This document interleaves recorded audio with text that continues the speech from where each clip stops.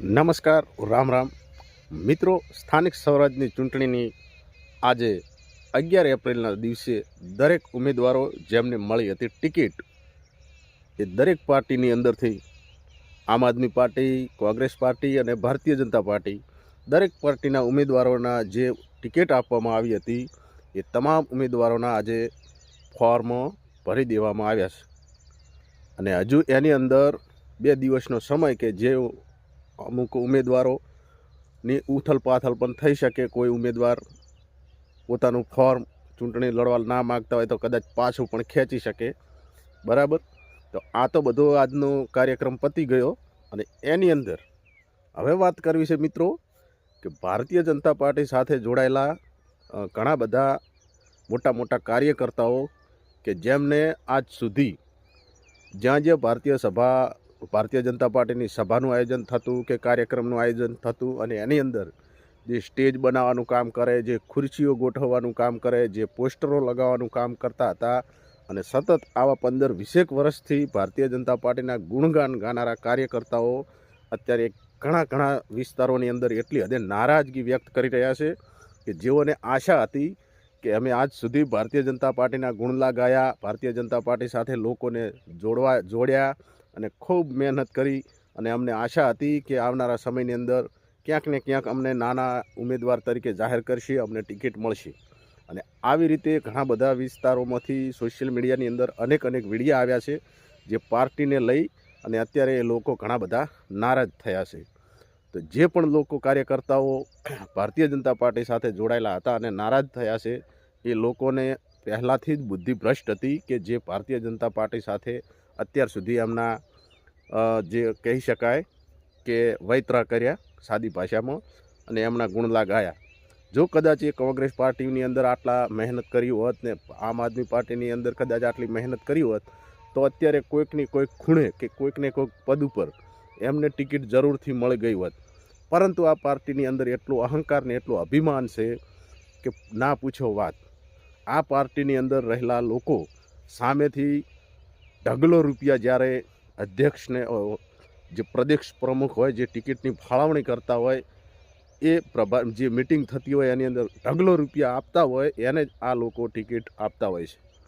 બાકી નહીં એવું તો નથી હોતું કે જે લોકો આપણી પાછળ આટલી મહેનત કરી રહ્યા છે, આપણી પાર્ટીની અંદર આટલા લોકોને જોડી રહ્યા છે, આપણી પાર્ટીના ગુણલા ગાઈ રહ્યા છે, ગામડેથી લોકોને આપણા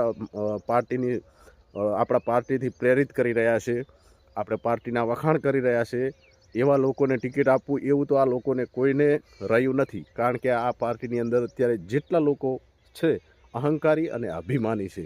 ઘણી બધી ઠેર જગ્યાએથી આપણે જોયું કે મહિલાઓના જે ભારતીય જનતા પાર્ટીના કાર્યકર હોય અને મહિલાઓના પણ એવા અમુક વિડીયો આવ્યા છે કે અમને ટિકિટ ના મળી, અમને ખૂબ આશા હતી પાર્ટીથી પરંતુ ટિકિટ ના મળી.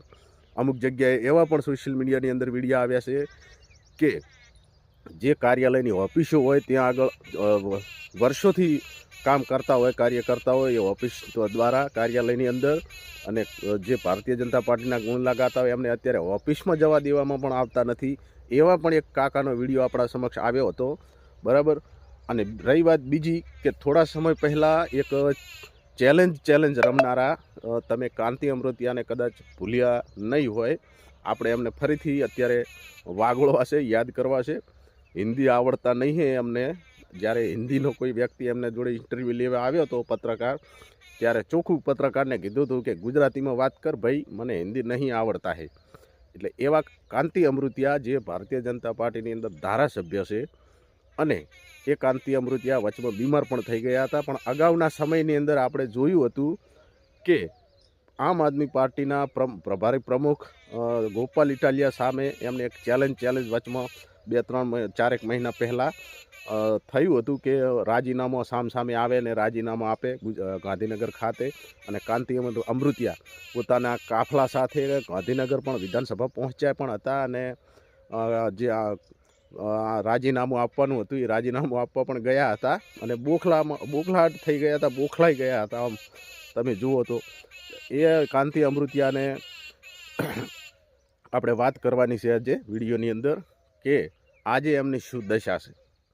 એમના જ વિસ્તારની અંદર જ્યારે કાર્યાલય ખાતે જે મામલતદાર ઓફિસ હોય કે જ્યાં ફોર્મ ભરાતા હોય જે ઓફિસની અંદર, એ ઓફિસોની અંદર જ્યારે જાય છે કાર્યકર્તાઓ સાથે, એમને જે ઉમેદવારોને ટિકિટો આપી છે હોય છે, અને એ કામકાજને લઈ અને ઉમેદવારો સાથે જ્યારે ફોર્મ ભરાવા જાય છે અને ત્યાં આગળ પબ્લિક જે કાંતિ અમૃતિયાને ઉતારી પાડે છે, એમને કેટલી બધી ગાળો આપે છે અને તું તારી આવું બધું કરે છે. અને એ વિડીયો કદાચ તમારી જોડે આવ્યો હશે, આપણે ફરીથી એકવાર જોઈ લઈએ કે એમની શું અત્યારે દશા છે એમની જનતામાં, એમના વિસ્તારમાં, એ પણ જોઈ લઈએ.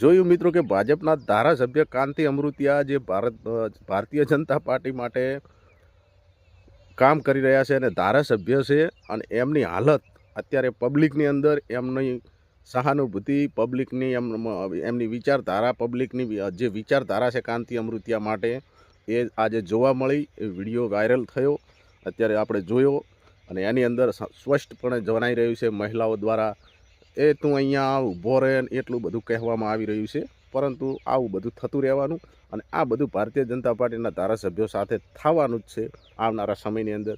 જેટલા પણ લોકો ખીચા ભરી રહ્યા છે અને ભ્રષ્ટાચાર કરી રહ્યા છે, લોકોને ગુમરાહ કરી અને લોકોના પૈસા ખાઈ રહ્યા છે, લોકોના ટેક્સના પૈસાથી પોતાનું ઘર ભરી રહ્યા છે, એ લોકોના દરેકના આવા હાલ એકવાર થવાના અને થવાના જ છે. બીજી રહી વાત બીજી કે લોકો સૂરજચંદ્રની સાક્ષી ખાઈ, સોગંદ ખાઈ, કોઈ માના ધાવણને લાજે એવા કામ કર્યા છે, અને બીજી બાજુ તાવડીમાંના સોગંદ ખાઈ અને ખેડૂતો સાથે દ્રોહ કરી અને જે ભારતીય જનતા પાર્ટી સાથે જોડાયા છે, એમાં અગાઉના સમયમાં અલ્પેશ ઠાકોર હોય કે હાર્દિક પટેલ હોય, જે મોટા મોટા આંદોલનો કરી અને એક ઝાટકે ભારતીય જનતા પાર્ટીની અંદર ગયા અને ધારાસભ્ય બની ગયા, પણ હજુ સુધી કોઈ મંત્રી પદ કાંઈ આપવામાં આવ્યું નથી. અત્યારે ભારતીય જનતા પાર્ટીના મોટા કાર્યકર્તાઓ, નેતાઓ એમની સાથે વાત કરતા પણ નથી હરખી રીતે, એમની સાથે કોઈ જોવા પણ મળતું નથી. જ્યાં જુઓ ત્યાં એકલા ફરતા હોય છે, એમના કોઈ ભાવ પણ પૂછતું નથી. અને આવનારા સમયની અંદર તમે જોજો મિત્રો કે ટિકિટ પણ મળવા મુશ્કેલ બની જશે. અને એવાની અંદર આમ આદમી પાર્ટી સાથે જોડાઈને જે કામ કરી રહ્યા હતા અને લોકોની હમદર્દી મેળવી હતી, ખેડૂતોની હમદર્દી મેળવી હતી, એવા રાજુ કરપડા ઝાટકે ભારતીય જનતા પાર્ટીમાં જતા રહ્યા, કારણ કે એમને ડર લાગી ગયો કે મારે હવે જેલવાસ ભોગવવો પડશે, મારા ઉપર કેસો થઈ ગયા છે, અને મને આ પાર્ટી હવે હરખી રીતે જીવવા નહીં દે.